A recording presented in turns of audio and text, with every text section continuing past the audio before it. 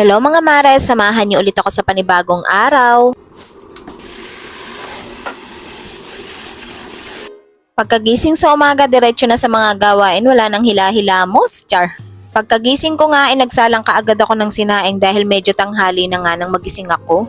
Dapat kasi alas 5 pa lang ay bumabangon na ako, kaso nga lang 5:30 na nga nung makabangon ako kanina. Kaya ayan, nagmamadali na nga ako at hindi pa nga ako nakakapaghilamos. Pagkasalang ko nga ng sinaing ay nagsalang na nga din ako ng mainit na tubig. Pagkatapos gagawa nga lang ako ng sandwich para sa almusal ng panganay ko.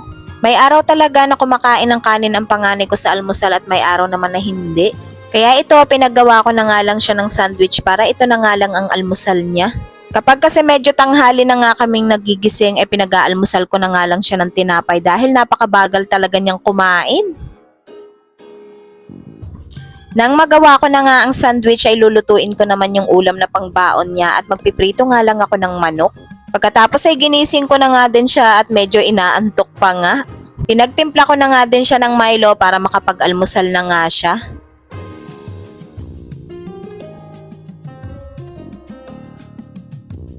At habang nag-aalmusal ang panganay ko ay inihahanda ko na nga ang baon niya para sa tanghalian.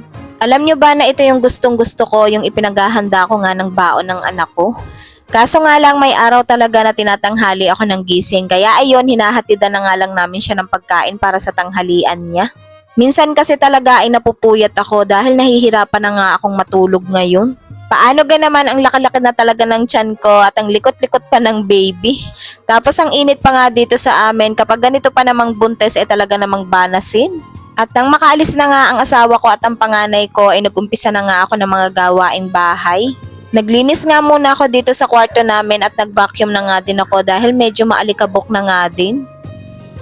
At pagkatapos ko nga maglinis sa kwarto ay dito naman ako sa salas naglinis at tingnan nyo naman at napakagulo nga dito. Nandito pa nga ang mga tuwalya na ginamit ng asawa ko at saka ng anak ko. Nagkalat nga din dyan ang laruan ng aking batang maliit dahil naglalaro nga siya dyan habang naglilinis ako sa kwarto.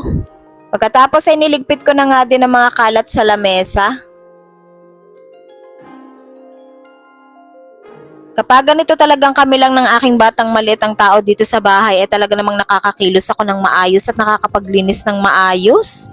Hindi nga kagaya kapag nandito ang asawa ko at saka ang panganay ko. Kapag kasi nandito ang asawa ko ay ang tagal ko ngang matapos dahil nakikipagkwentuhan pa nga ako sa kanya.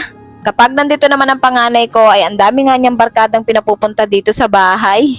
Pagkatapos ko naman maglinis sa salas ay dito naman ako sa kusina naglinis at hinugasan ko na nga itong mga hugasin dito sa lababo.